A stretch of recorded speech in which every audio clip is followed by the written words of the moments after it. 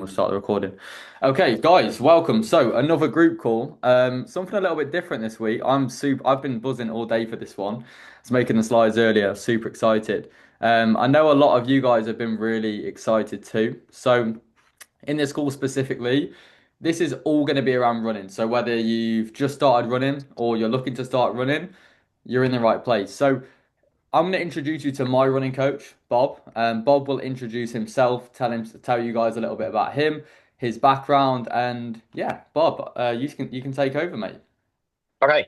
Hello, all of Jacob's crew. And yeah, so I'm Bob. I'm coach to Jacob and incredibly grateful to him actually. I think he was either the first or the second person I ever took on for coaching. Certainly the first to respond to one of my adverts, which I Yeah. won't forget that because yeah, I mean those you never know how they're going to be perceived. But so yeah, Jacob, it's probably been best part of 18 months now and we've taken Jacob through. You've done 5Ks, you've done 10Ks, not quite got to a half yet, I don't think, but then also tackling, the challenges of high rocks. How do we adapt training around, what is effectively an 8 by 1 kilometer race? So yeah, there's a lot of fun that we've had in that time. So myself, I've been running. What is it, 2026? So best part of 6 to 7 years, I would say. It's certainly that's when I first joined a running club. I would say I've been properly, if you want to put it like that, properly training for 4 years. I've had my own coach for almost 4 years to the day, and things definitely shifted when I got a coach myself. So, I think you guys have probably found that yourselves being under Jacob's wing.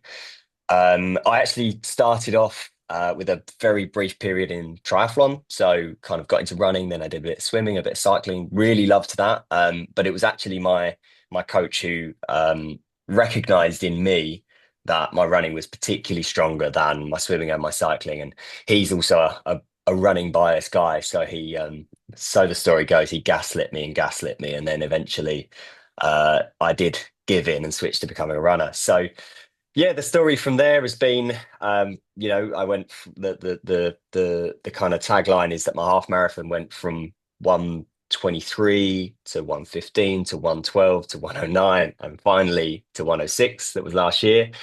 10K and 5K have also made jumps alike. And I guess the question I ask, because getting into running five, what did I say, 6 or 7 years ago. I'm 27 now, so I was in my early 20s, which for anyone that's competitive is fairly late, competitive in the UK scene. Um, and the question I ask myself is how and why has this happened? And I think, there's you can easily say genetics. It's a bit of a boring answer though. I actually, during school, during the secondary school and sixth form, I might not have done anything particularly well, but I was certainly very fit. I played a lot of football badly. I did a bit of cycling, not for any, real purpose. And I did do a very, very little bit of running back then. I did a bit of park run, a bit of this, bit of that. So I think that kind of, established a bit of a base, if you want to call it that. Yeah, that's a biomechanical base, physiological base, whatever you want to call it. So yeah, here we are, coaching others to do the same and very much enjoying it as well. Outside of running, I work in a this isn't coaching isn't my full-time job. I work in a surfing and a snowboarding shop, which is a hell of a lot of fun. So I do a lot of windsurfing and in my spare time when I've got the energy around a 90-mile week. Yeah, windsurfing and snowboarding when I can, obviously go away, things like that. So I suppose pretty outdoorsy. So I enjoy it.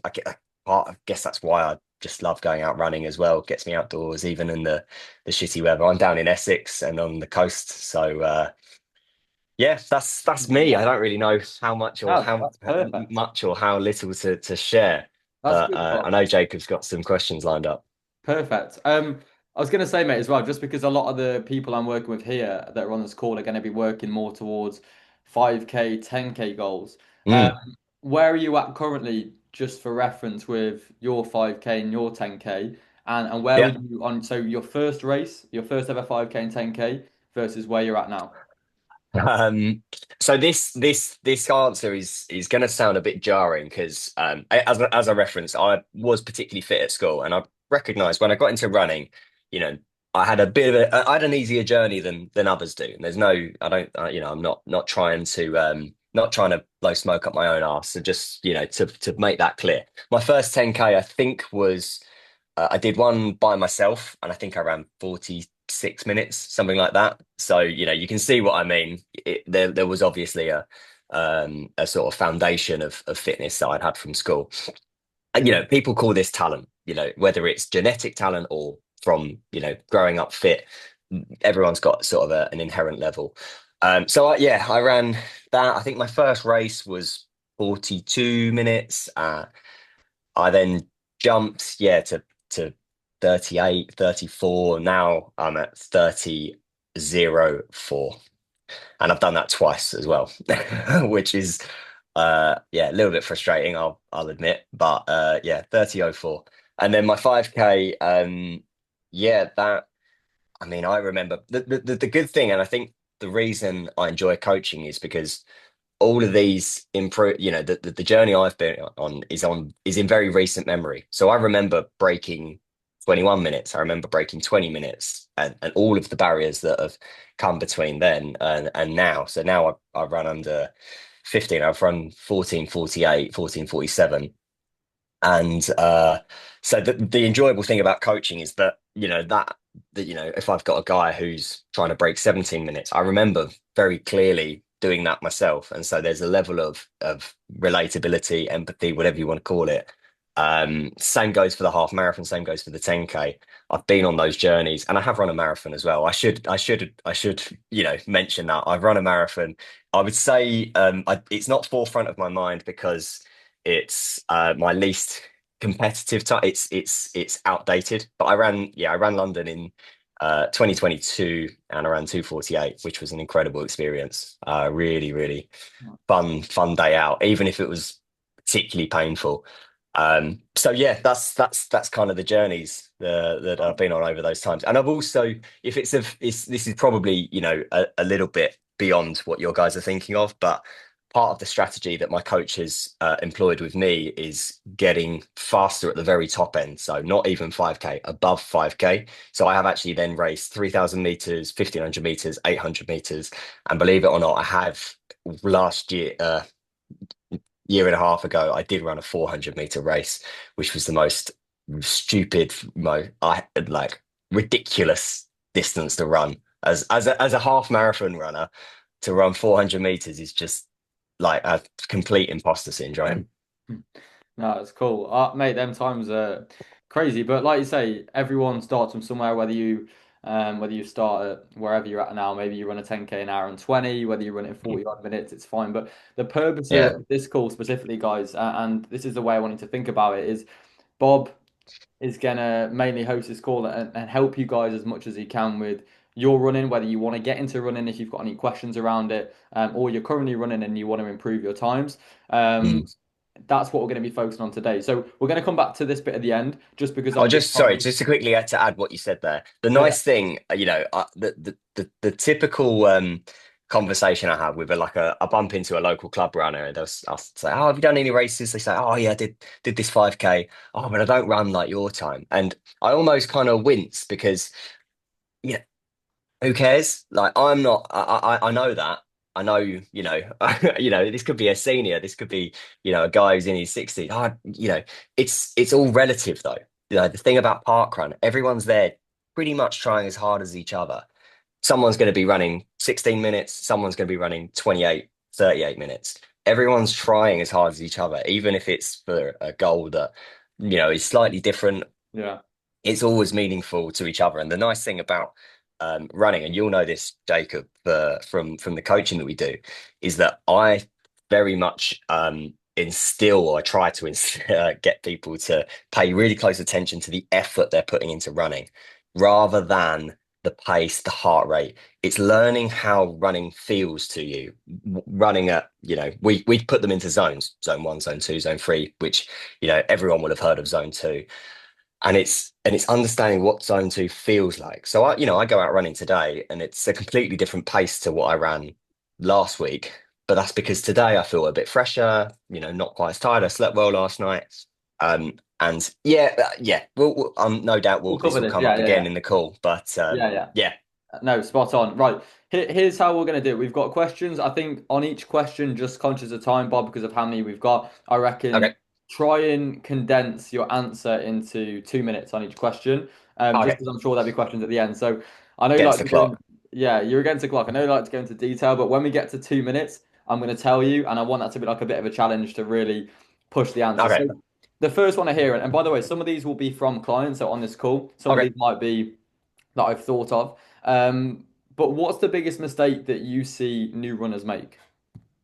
Yeah, I think it's quite often asking a bit too much of yourself too early, whether that be intensity, pace, intensity, volume is the big one, volume of running. And, some of this applies to people that are really throwing themselves at running, but it can also apply to, guys that are just doing a couple of runs a week. If, time constraints or whatever, if you can only run twice, 3 times a week, it's absolutely fine. You're still going to gain fitness. It might you're probably going to see other people out there doing 5, 6, God knows, 7 more runs a week. Um, that's great for them, but that's their journey. They might have been running for a year, they might have been running for 2 years. Do what's right for you. Listen to your body. If quite often, part of the process of taking someone on for coaching is looking through their Strava, if they've got a Strava, or their history their recent history in 6 months. It's finding out how long have you been running for, what kind of distances have you been running, and then I will then cater the plan to that. If someone's only been running for a short period of time, not very far, then I'm not going to put them on 5, 6 days a week of running. So it's very much making informed decisions based on your journey rather than, oh, this guy's doing 5 runs a week, so I should probably be doing 5 runs a week as well. It's Hmm. probably not particularly safe.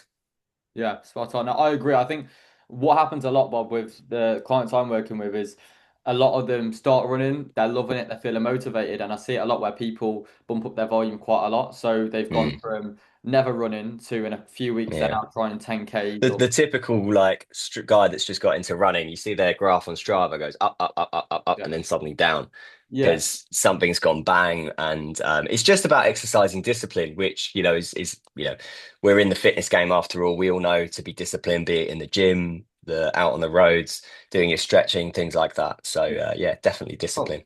nice. 2 minutes done. Lovely. Okay. And by the way, just whilst we're answering these questions, or should I say mainly Bob, make sure to, if you've got any questions that you're thinking of, th yeah, get thinking about them now if you haven't got one, just because at the end we're going to do like a Q&A that's going to be more specific to your situation. Okay, number two, this is one that I think is going to help a lot of people because, like I said, my demographic, the type of people I'm working with, might be doing 2, 3 runs a week. So if you could only do 2, 3 runs a week maximum, how would you structure them sessions for someone who wants to improve at maybe 5K, 10K, and maybe a half marathon? Yeah, so I'll do it on 3 runs a week. The question's 2 to 3. I'll do it on 3 runs a week because I think um you can get a lot done in just 3 runs a week. So if you've got time for three. So the first one is, and now if I was coaching, I would split this into zones, but I'm not going to do that for the purpose of making this easy to understand. An easy run. So that should be a run that's this is going to sound so familiar to Jacob. It's conversational, it's relaxed. If you're running out, you're out running with a buddy, you can have a chat with them. You can have a constant chat. You shouldn't feel too out of breath. Now, this is where the real discipline, like you've got to be really, really disciplined and slow yourself down, really slow yourself down to a pace that allows you to have that conversation. This might just start at 10, 15 minutes. And then the goal really for me, with 3 runs a week, build that up to 30 to 45 minutes. That's an aerobic run that's going to get you working in zone two.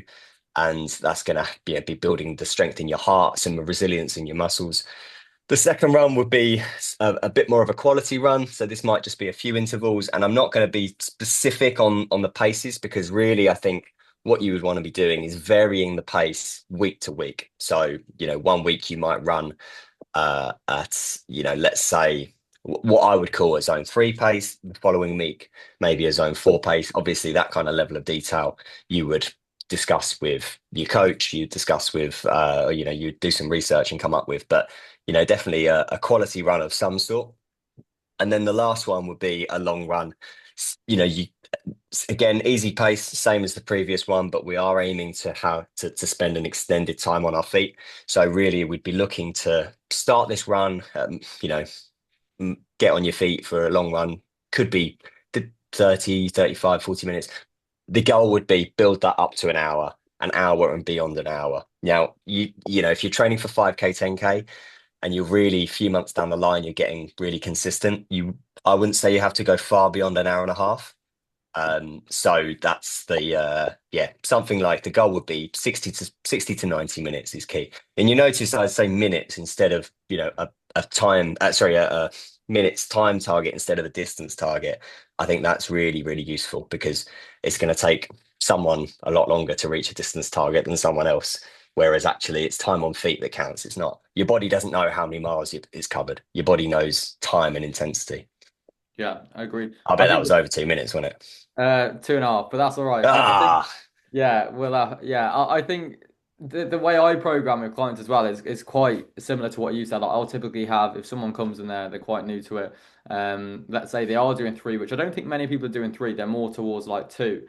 mm, I would be like, yeah, one quality session, two that's going to be just building time on the feet, low intensity, yep, yep, and then gradually building that up. But like I said, not many, like for me, the people I work with, most of the clients on this call aren't probably going to even enter over an hour, yep, or at least for a while anyway, just as you're building, like you say, resilience to the stress yeah, which is going to be yeah. I running. mean, But as the two out of those three runs that I've mentioned there are an easy pace. So there's already, not a lot of intensity into the overall week. And funnily enough, the same translates into the training that I do. I might do 10, 11 runs a week, but eight of them will be easy. yeah, So it's that level of the time on feet is really important, whether it's a really super slow pace or anything that's easy, time on your feet is good for you. nice, perfect. Love that. Okay, agreed. Let's go on to the next one. And by the way, after we've done these statements and like going through these, we've got a few sort of true or falses, so that'll keep it quite interesting. A few ones that are quite controversial as well, so we might have a mix of opinions. But okay, did it? Yeah. Okay. Next one for you, Bob, is what would Yeah, you say? This is sort of similar to the last one, but if we keep this one short and sweet, what would yeah. you say have been the three specifically the three most important sessions that have had the most benefit on your own running journey? Yeah. So this, I'm going to answer this in a slightly different way to what you might be expecting. So I'm not going to reference specific sessions like three times this, two Yeah, yeah. times that. I'm actually going to suggest the three runs that occur each week, some of them multiple times, and what they do for me. And apologies if there's a bit of jargon here that you might not be so familiar with. So a zone one recovery run, it's the slowest run that I do. It doesn't matter what pace it is. The pace is super easy. It's relaxed. My legs usually feel battered when I'm doing them. So it's just my opportunity to not put any pressure on what pace I'm running at. Just stick my ears in, or I'm with a mate and we're just chatting. It's just jogging along, time on feet. Now, these are so important for physical reset, but also mental reset. To go out and set yourself a target, even if it's not super hard, but to set yourself a pace target is mentally draining. So zone one runs for me, I used to hate them because they were so slow and I couldn't run them slow enough. And now I absolutely love them. And I do a lot of them a week. The second one is a VO2 session. So this is almost the opposite end of the spectrum. It's an aerobic session, but it's starting to dip into anaerobic. So use your body's your body's ability to use oxygen, but it's also such a high intensity. You're starting to use your anaerobic system where you produce energy without using oxygen. These can be pretty lacticy, especially towards the end, but they are still quite a long session. So I might do 4 to 5K worth of VO2. These are really good for improving your overall capacity. So your top limit of oxygen consumption, improving that. making you a stronger athlete. Lastly, the long run. The long run, as alongside, all easy runs build strength, but particularly the long run. At the end of a big week, I do mine on a Sunday. Your body's already quite tired. You're getting out there, you're running at steady pace for me, hour and a half, 2 hours, and they're really good for strength building. Because you get the way to think about it is every little run on your feet, well, every little run, and especially the big run, it's a strength building exercise. You're building very running specific strength. All of the ligaments and tendons and the muscles that surround your those working limbs are getting stronger, and that's what gives you the strength to then in the future take on more volume and more intensity. Yeah, I like that. Okay, and yeah, I think obviously I've done them sessions as well, and I can definitely see the value. But let's say for like someone's new to running, they're maybe at Yeah, the start of their journey, say, I won't program like a VO2 max session for a lot of no, the people I'm working with. The same on the opposite side of the spectrum, I won't really program zone one. I can, but not in a run because often if they're new mm, to running, then they're not going to be able to run in zone one. yeah, Sometimes even zone two yeah, might yeah, be a yeah. struggle, which is normal for anyone who's new to running or training. So typically for like the people I work with, we might offset that by doing some work on the elliptical or like Mm, mm, maybe a Stairmaster or whatever, right? A bike, yeah. something a bit easier. So if you were talking more to like, okay, let's say, no, in fact, we've already done that question. Let's just move on. I'm conscious of time as well. I like that one though. That's a good answer. Okay, so for someone that can't, this leads on nicely. For someone that can't yet run for 15 minutes without stopping, how would you introduce them into running? Yeah, so there's it's about making the run achievable. It's about presenting them something that is attractive, certainly achievable, and something that's going to give them confidence. So I'm very much a advocate of little and often. So rather than now, and again, I appreciate time constraints. People are not haven't got all the time in the world to run, but I would rather introduce someone to running by saying 3 runs a week, 5 minutes, than to say 1 run a week, go as long as you can. And that might be 15 minutes. I would much rather we spread the amount of time on feet across the week because that way you've only got something like a day, a run, a day's rest, another run, a day's rest, another run. So you're decreasing the amount of time between your running. Whereas if you're going 1 run a week, go for as long as you can, and it might be 13, 14 minutes, Mm. then you've then got a whole week for your body to recover, but then also to actually start detraining as well. So it's debatable. You would probably still be getting fitter, but if at all possible, for me, it would be make the run attractive. 5 minutes running, 7 minutes running, and build it up from there. Or it might be 10 minutes, 1 minute run, 1 minute walk. But I would certainly um, my preference would be to set little and often, so more runs a week and shorter. Nice. I like that. It's interesting. I do the Same second. same theory for like I obviously this is talking about myself, but I run a lot of days of the week, Monday, Wednesday, Friday, I run twice. And the idea is instead of doing one big run at the start of the day and then waiting 24 hours for the next run, there's first of all, it helps for your lifestyle because rather than doing an hour and 20 minutes or whatever in the morning, you're doing 2 40-minute runs. So you've got a lot more time in the day, which sounds ridiculous, but it is better in my opinion. But also you're decreasing the amount of time between each run.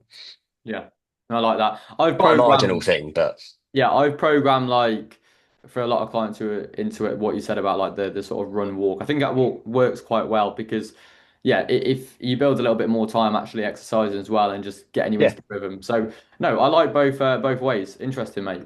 Okay, we're gonna go on to like a bit of a true or false thing now. And some of these you cool. guys have sent in, some I've sort of found from like popular things I've seen online.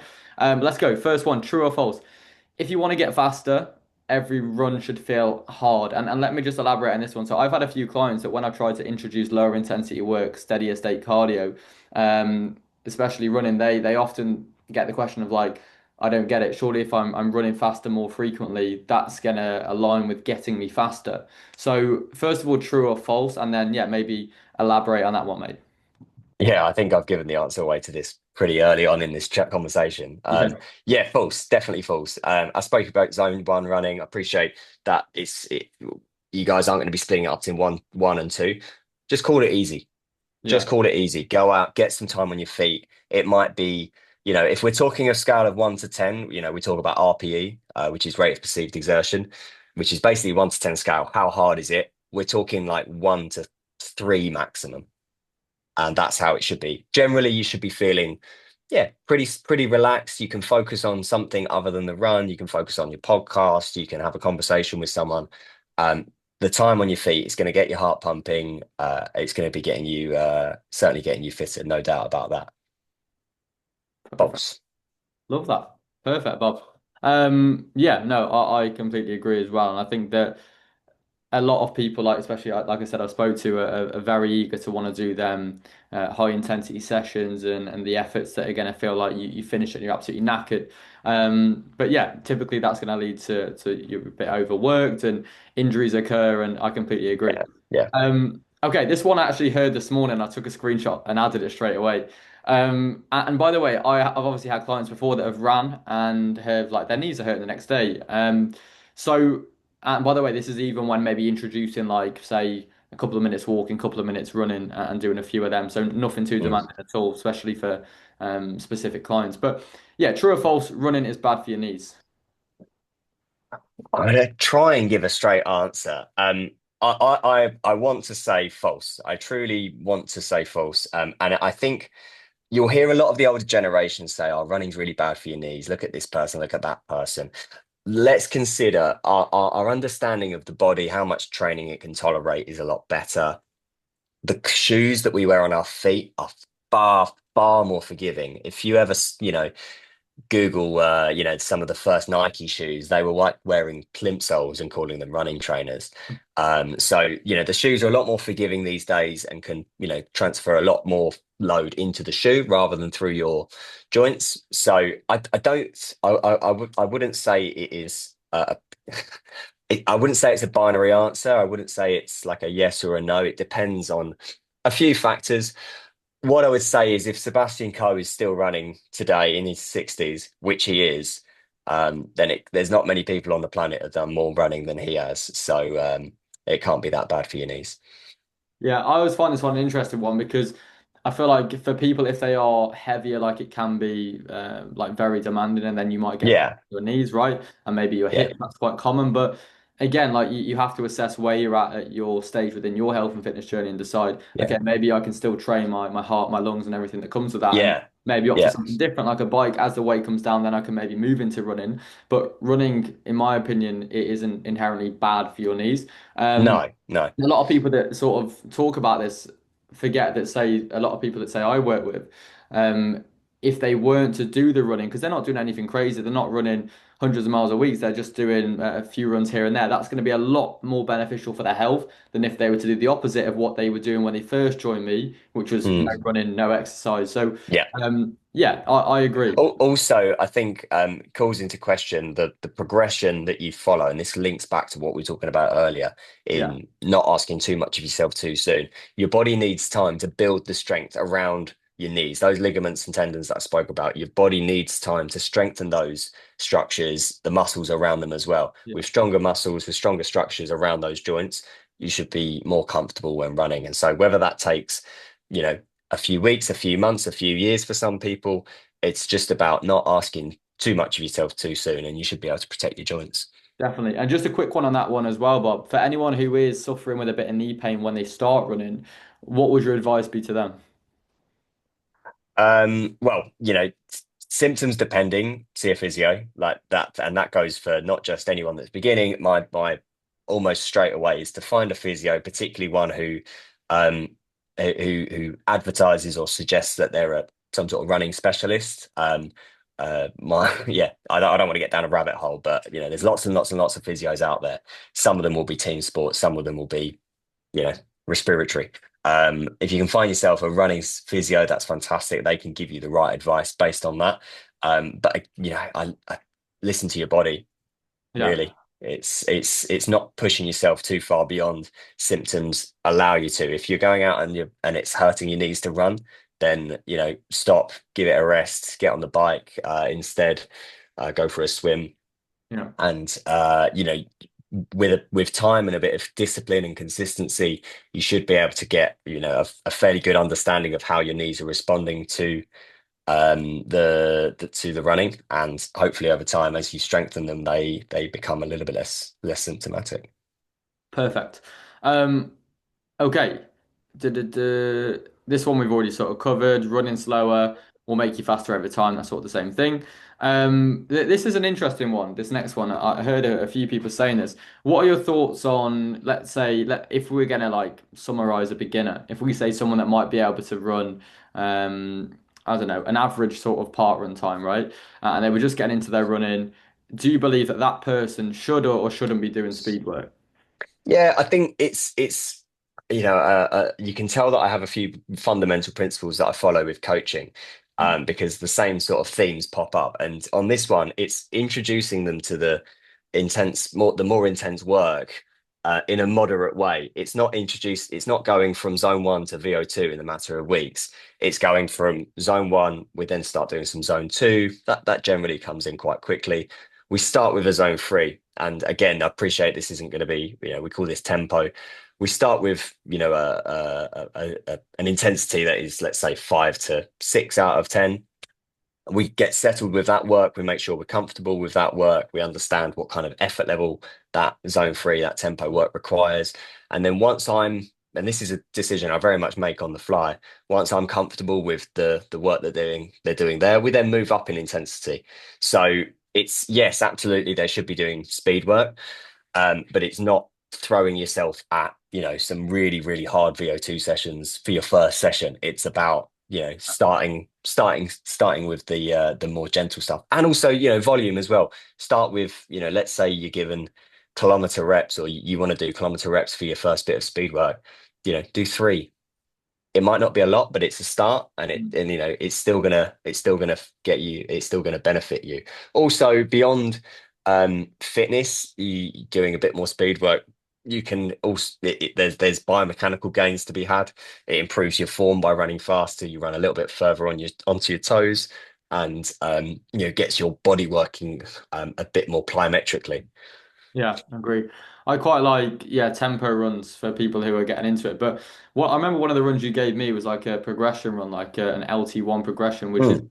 quite a nice steady way into still an easy run, but a Yeah, little bit yeah. of progression as well. Yeah. And you So sit that like sort of bridges the gap. Sorry to interrupt you. that's okay. It didn't really cross my mind, but that session in particular, and I'm going to talk about zones. It progresses from zone one through zone two and just to the bottom end of zone three. So it's sort of starting to introduce some intensity, but in a very well measured way, in a way that's, we're like drip feeding it in. We're not, it's not going from like 0 to 100. Yeah.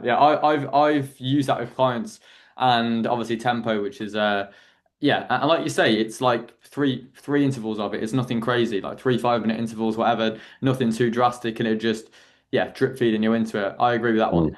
Mm. Okay, what we're gonna do is we're gonna do like a bit of a Q&A. So I know we've got a couple sent in by Danny and Carl, so I think we'll just start with them right away. And then if anyone else has got a question, all I want you to do in the chat is put a number one. And if you haven't got a question, just put a two so that I know that you're all good, and that you can leave the call knowing exactly what your next steps are. Okay, we'll start with the people who sent them in before the call. So let's start off with Danny. If you want to meet me,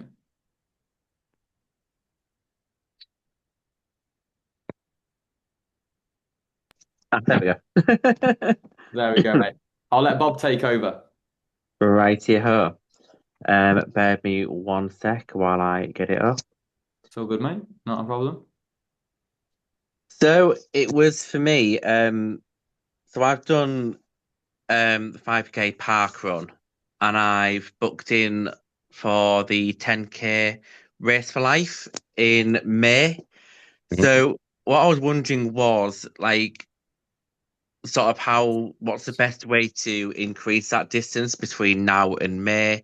Like, is there a sort of magic number of how much more distance you should cover, or how much more time you should run, or anything like that to get from 5 to 10 over the next 4 months? Yeah, thanks, Danny. So you've sort of answered my question in at the end there. So the race flight is a 10K. Yeah, Yeah. Okay. Yeah. So following the what I would do is think about and the question we talked about earlier. What are the 3 runs I would do a week? And I don't know how many you're doing, but let's use that as an example. Um, it's taking that easy run, starting. So first of all, we've got an easy run, a quality run, and a long run. It's starting those off. If you're doing a park run currently, your easy run, you might want to go out for 15 minutes and, just nice and relaxed, nice and easy. You're not going to be covering 5K, you're not going to be covering 10K, but that's okay because it's time on feet. It is still going to make you fitter and it's all going to contribute towards the fitness that's going to get you to your 10K. So your long run of the week, let's say we're at the very start of this plan. Your long run, let's call it 30 minutes. Again, you might just cover 5K. You're not going to cover 10K, but it's then about increasing the volumes on those runs incrementally. So it might be the following week you go to 20 minutes on your easy run, and you go to 35 minutes on your long run. So it's just not feeling like certainly the key I would follow is not feeling like I have to go and run 10K now. You don't need to run 10K now. You need to run 10K in 4 months' time. So really what we want to do is use as much of that time to build you up slowly. And if before 4 months is up, you're running, 5 to 7, 8K, fairly routinely, then I think you're in a great position to get to 10K. And um to add to that, if we are going to do a quality run a week as well, we spoke about that fairly recently. Start with, you might want to do, let's say kilometer reps. You might just want to start with 3. Do a 5-minute warm up. You've got 3 kilometers to do, 3 kilometer reps to do, at an increased intensity, and then 5 minutes cool down. And that's, you're probably going to cover best part of 5K in that session alone. So, um, yeah, I hope that answers your question, but certainly this is where like a lot of those principles I've spoken about we pulled together. Don't ask too much of yourself too soon. yeah, Progress yourself, progressing incrementally, not going from 5K to 10K like that. And if you do want to do some more intense work, again, drip feed it in. Don't feel like you need to do the most intense 1 kilometer of your life. It doesn't have to be super duper intense. You don't have to be on your hands and knees by the end of it. It just has to be a step up from your easy runs. yeah. Brilliant. Thank Cool. you. Hope that helps. I think that's good. I think with Danny as well, you've got a good background in strength training, good amount of work done in terms of low intensity cardio, just not specific to running. It's Mm. just starting to actually introduce specifically doing running across the week and just like Bob says, in increments over time, just small increases in the amount that you're doing. But a good start would be right, let's take out one of your bike sessions and pop that in, swap an easy bike for an easy run or something like that. Yeah. Yeah. Carl, what's your question, mate? Um, I sent a couple of questions to Jacob in around eating and drinking. So it was more like, Okay. what's the best thing to eat before a run, and when to eat? Yeah. before a run? Yeah, good question. So it's so let's say you're going out for an easy run as of an evening. Is that quite realistic? Yeah, I do a lot of my runs in the morning, but if you're going of an evening, I'd be wanting to get on some sort of complex carbs at least 2, preferably 3 hours before. I have a catalog of foods that I know I can digest within 2 hours pretty comfortably.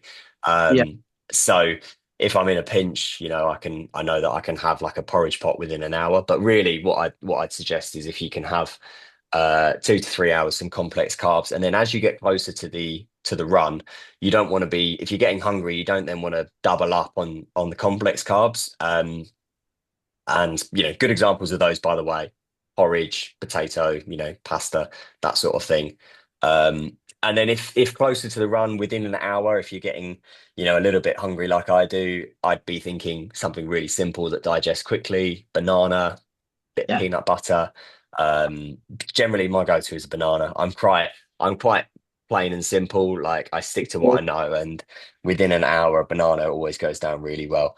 Um, Also, be thinking, stay on top of your hydration throughout the day. Don't feel like you need to absolutely like slam electrolytes down like all throughout the day, you don't. But just stay on top. Drink a lot of water. That's good. And my next question was about Sure. water on the run. Because when I first started Okay. running, Yep. I would take a water bottle with me, but I Mm. actually found it heavy to carry Yeah. whilst Yeah. running. Is it best to sort of invest in a vest and have it attached? Yeah, it's whatever you're comfortable with. And I would experiment with, both experiment with a vest. I have a habit of actually, so if I'm doing a morning run, for example, I will have a bottle, a like 1.5 liter bottle, maybe not one and a Yeah. half. Yeah, something like that. 1.5 liter bottle with electrolyte ready by my bed. And I'll take that as soon as I get up. And then I've got at least an hour, 2 hours maybe before my run. And what that does is it sort of there's a school of thought to say that taking electrolyte before a run preloads you. It sort of overhydrates, if you want to call it that, so that when you're on the run, your body's actually in a position to keep functioning and to not take on constant electrolyte or constant hydration. Now, that's not the only option. If you did want to, because I appreciate running hard, getting sweaty, and you do build up a thirst. So if you wanted to take water on with you, hydration vests, they're a good way to go.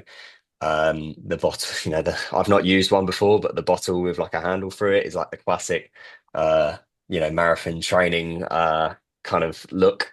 But one of those options is really good. But I think there is a lot to be said for hydrating before the run, rather than waiting for you to start exercising to get your heart rate up and then trying to recover.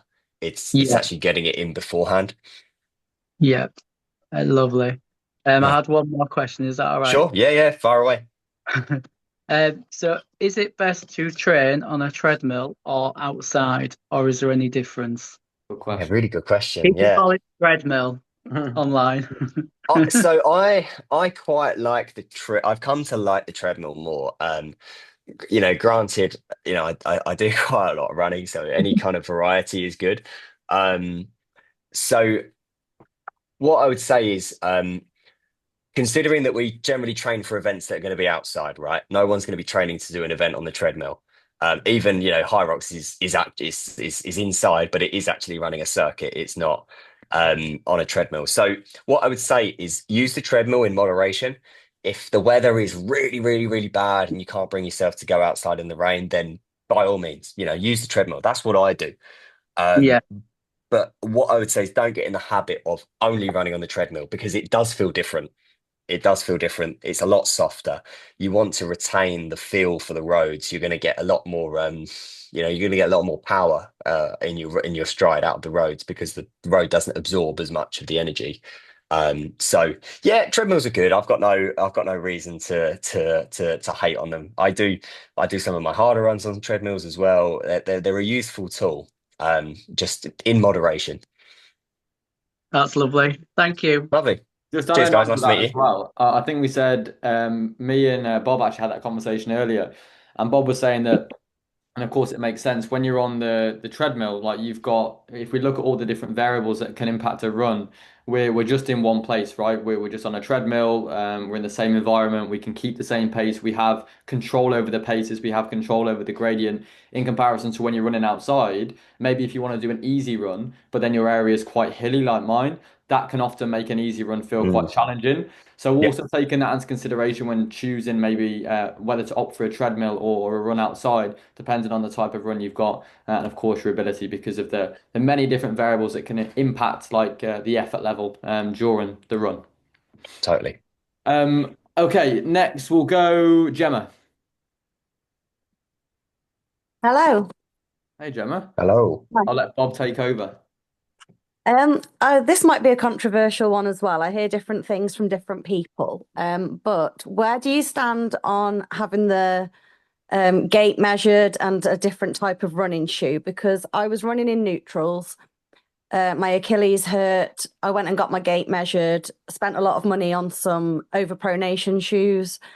They seem to hurt me even more. And I feel like I can't win no matter what I've got on my feet. And I know they say a poor workman always blames his tools. It's not my trainer's fault. But every time I run, I hurt myself. I'm that overweight person with the dodgy knee, by the way.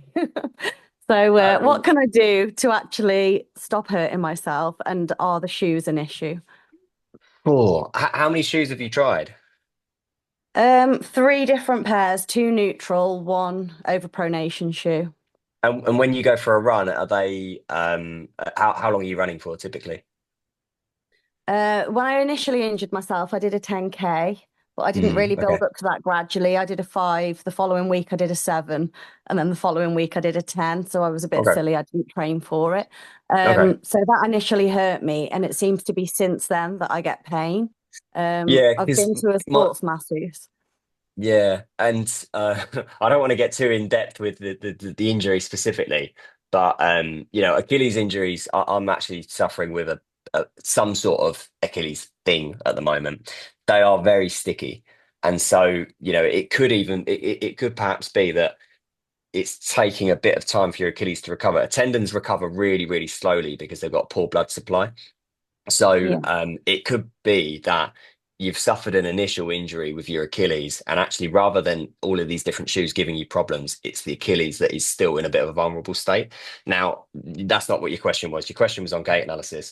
Yeah, definitely. Yeah, they're a useful thing to go and do. What I would be inclined to look for is rather than a running shop that offers gait analysis, because pretty much every running shop offers gait analysis. I would actually look for someone who specifically their business is gait analysis. Does that make sense? Rather than a Yeah, I running didn't know shop that who have existed. trained, that member of staff has trained the next member of staff, who's trained the next member of staff. I'd look for someone that's got, some a history of research in biomechanics and that sort of thing, because they are around. You might have to look for them online. You might have to arrange to meet them at a gym or something, but there's a lot to be said for that sort of thing. So yeah, sorry that's not a particularly straight answer to your question, but when you say Achilles, I'm it's a hot topic for me at the moment. I've Yeah, pretty much it's gone to my knee as exhausted. well, though. It seems Say everything. again. I don't know if I'm just old, maybe running isn't for me. Maybe I am too overweight and need to lose a bit of weight before I run. But it's my knee currently, but I've only been doing short runs recently, with Mhm. more like just intervals just to get back into it. And it Yeah. still hurts. So but it's not Yeah, my Achilles now.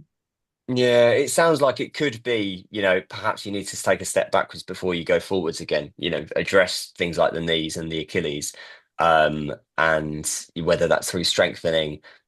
As you said, a good workman always blames his tool, doesn't blame his tools.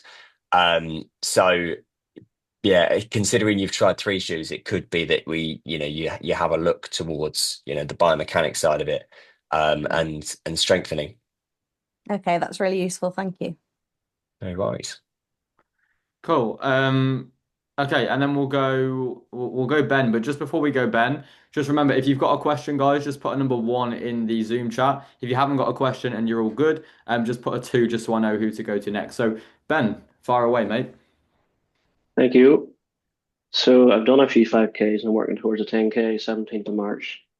I'm increasing 10% a week. So today I did an easy run 7.4, but I've got a wee bit of like discomfort in the calves. Is that normal? Should I be concerned?